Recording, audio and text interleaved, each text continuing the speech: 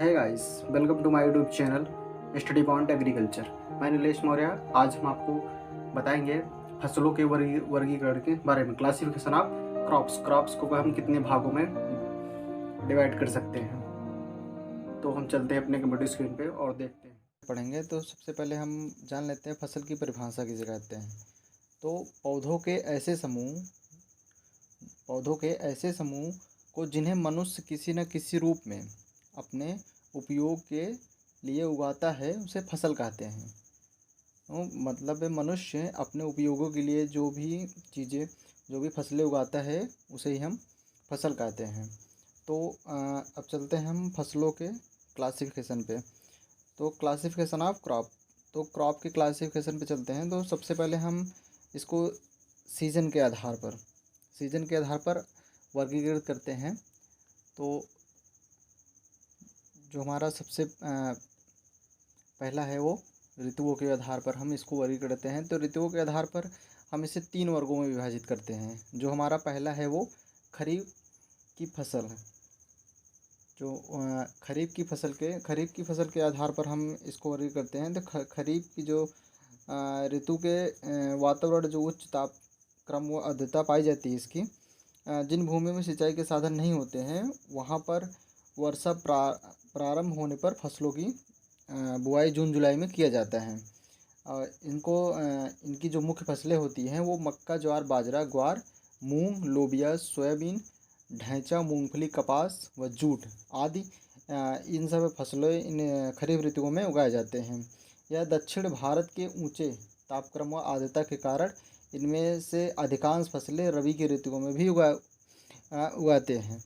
तो यह तो हुई खरीफ की। अब हम चलते हैं रबी की फसल के बारे में। तो रबी की फसल इन वर्गों जो रबी वर्ग की फसलें होती हैं ये अपनी प्रारंभिक वृद्धि के लिए ठंडी जलवायु व अल्प प्रकाश की इनकी आवश्यकताएं पड़ती हैं। इनको पकने के लिए अधिक तापक्रम की दीर्घ प्रदीप्त काल की आवश्यकता होती हैं। इस वर्ग में जो फसलें आती हैं हमारी, रबी के वर्ग में जो फसलें हमारी आती हैं, इस वर्ग में गेहूँ, जौ, जई, मटर, मसूर, लाही, सरसों, बरसीन, लूजर व आलू आदि इसकी जो हैं ये प्रमुख फसलें आती हैं। इन वर्गों की फसलों की बुआई लगभग हमारे अक्टूबर, नवंबर एवं दिसंबर के अंत तक कर देते हैं।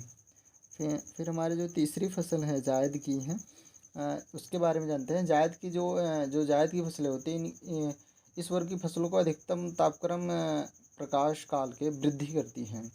सूखा व लू सहन करने की क्षमता इस वर्ग की फसलों में अधिक पाई जाती है, क्योंकि ये गर्मियों में अधिक लगभग इसकी जो बुआई की जाती है लगभग फरवरी मार्च में करते हैं। इस वर्ग की जो मुख्य फसलें होती हैं तरबूजा, खरबूजा, ककड़ी, मूंग और लोबिया आदि इस वर्ग की फसलों में हम उगाते हैं। और जो हमारा दूसरा है, दूसरा पौधों के जीवन चक्र के लाइफ साइकिल के आधार पर इसको वर्गीकृत करते हैं फसलों को। तो इसको भी 3 वर्गों में विभाजित किया गया है। पहला जो हमारा है एक वर्षीय पौधा, जो ऐसे पौधे जिनका वर्ग ऐसे पौधे जो 1 वर्ष में या इससे भी अधिक कम समय में उगाने से लेकर पकने तक लेते हैं। जैसे इसमें गेहूँ, जौ, मक्का, ज्वार, मूंग, सोयाबीन व सरसों आदि आती हैं। जो हमारा द्वितीय वर्ष का पौधा होता है, ये पौधे प्रारंभ वर्ष में वनस्पतिक वृद्धि व दूसरे वर्ष में फूल व बीज तैयार करते हैं। जैसे इसमें जो फसलें आती हैं वो प्याज व चुकंदर आती हैं। और जो हमारा तीसरा है बहुवर्षीय पौधा, ये पौधे अनेक वर्षों तक जीवित रहते हैं। फूल व बीज आने पर भी अपने जीवन चक्र रखते हैं। जैसे लूज़र एक ऐसा पौधा है जो अपने बहुवर्षीय होता है। इस प्रकार के पौधों को बहुमुखी पौधे भी कहते हैं। फसलों के आर्थिक वर्गीकरण जो होता है हमारा इकोनॉमिक क्लासिफिकेशन के आधार पर हम फसलों को भी वर्गीकृत कर सकते हैं। तो पहला हमें इसमें तो लगभग 12 टाइप हैं। पहले तो हम जान लेते हैं अनाज की जो सीरियल क्रॉप हमारी होती है उनके बारे में।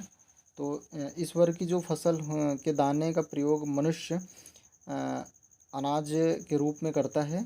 इनकी वानस्पतिक अंग अधिकांश पशुओं को खिलाया जाता है। इसमें गेहूँ, जौ, जई, मिल्ट्स जैसे मक्का, ज्वार, बाजरा, कुछ छोटी मिल्ट्स जैसे सावा, कोदो, चीनो, काकून, मुंडा और व आदि फसलें इनके अंदर में आती हैं जो सीरियल क्रॉप की होती हैं। वो दलहनी फसलों में हम चलते हैं तो जो इन फसलों के बीच में प्रमुख प्रोटीन के स्रोत के रूप में प्रयोग किया जाता है। जैसे अरहर, मूंग, उर्द, चना, मटर, मसूर व सोयाबीन इस वर्ग की फसलें होती हैं।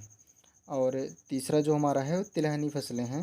तिलहनी फसलें तो आप सभी जानते हैं कि इस वर्ग की जो फसलें होती हैं दलहनी अदलहनी फसलें आती हैं जिनके बीज से तेल प्राप्त किया जाता है।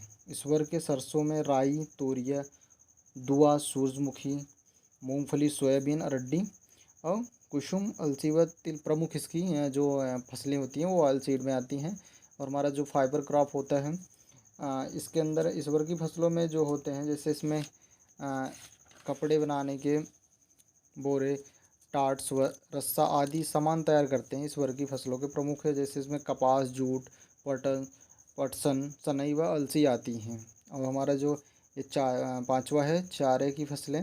चारे की फसलें में तो हम जानते हैं कि इस वर्ग की जो फसलें होती हैं वो पशुओं को खिलाने की जाने वाली फसलें आती हैं। इन फसलों का प्रयोग हरे सूखे चारे के रूप में करते हैं। मुख्य इसका जो फसल होते हैं जो चारे की वो ज्वार, बाजरा, कुल्थी, ग्वार, लोबिया, मोठ और मक्का, बरसीन, मटर, जई, जौ, नेपियर घास, गिनी घास, सूडान घास ये आदि इसमें जो होती हैं वह चारे के पशुओं को भी इस फसलों की चराई जाती हैं।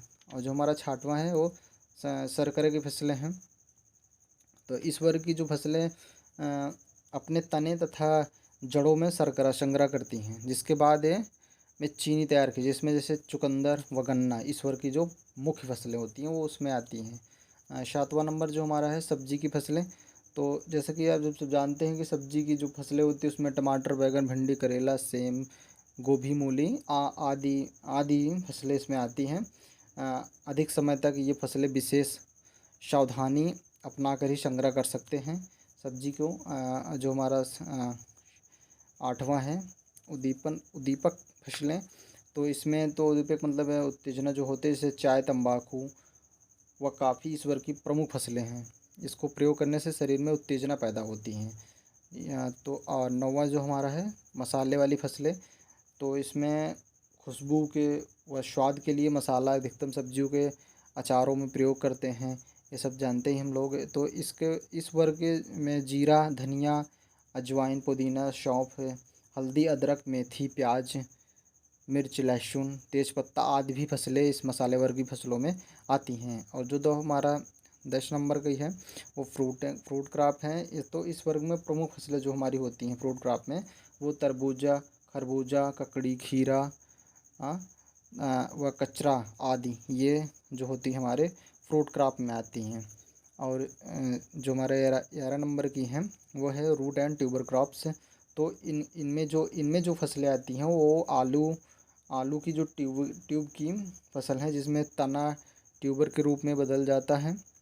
गाजर, चुकंदर, शलजम व मूली आदि जड़ों वाली फसलों में कहलाती हैं। और जो हमारा 12 नंबर की फसलें हैं 12 नंबर वो मेडिसिनल क्रॉप्स हैं।